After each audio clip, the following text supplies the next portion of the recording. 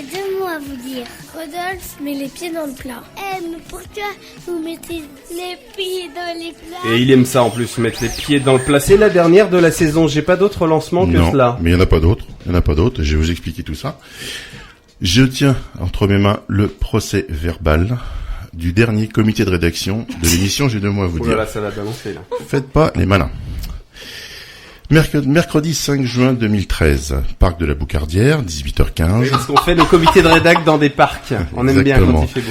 Le ciel est dégagé, il fait 23 degrés, soit 15 degrés de plus que le chardonnay que je sirote en compagnie de Sandrine.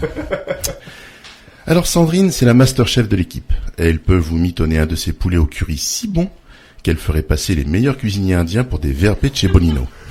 Non, c'est vrai ça. Là, tu vois Sandrine, même Cécile est d'accord. Alors justement, Cécile, elle, c'est la pourfendeuse d'injustice, notre Miss Marple à nous en quelque sorte.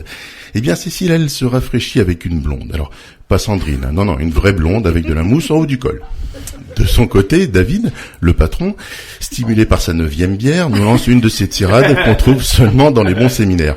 Vous savez, ces cris de guerre destinés à motiver les troupes. C'est le bande de nuls. Voilà. C'est exactement ça. Quant à Nicolas, notre disque dur de la télé-poubelle, lui ne boit pas. Non, lui qui connaît David depuis fort longtemps, combien de fois lui a-t-il dit attention David, tu bois trop. Et voilà. Attention David, tu bois trop, l'alcool te tient. Et combien de fois David lui a-t-il répondu? Ce n'est pas l'alcool qui tient l'homme, c'est l'homme qui tient pas l'alcool.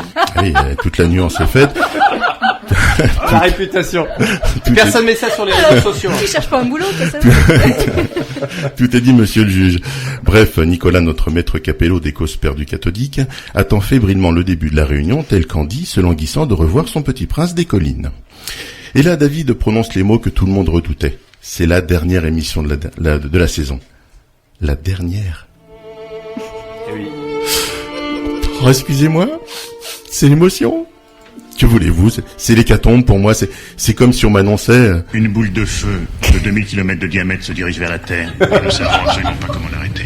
Ah oui, c'est ça. C'est l'apocalypse radiophonique en quelque sorte. Alors que tout avait si bien commencé, je me souviens de notre rencontre avec David. Rapidement, il m'avait mis à la technique en me confiant la réalisation de l'émission et en me prodiguant quelques conseils avisés.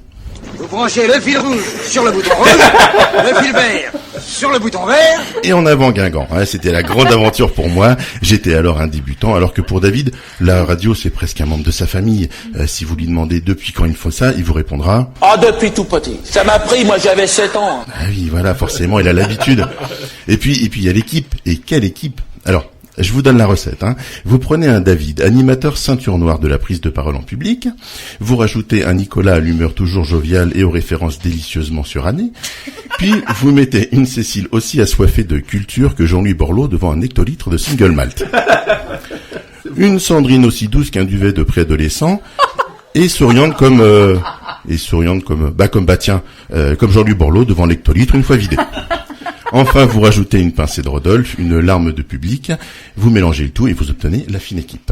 Je ne sais pas si vous vous rendez compte de l'aspect grandiose du mélange.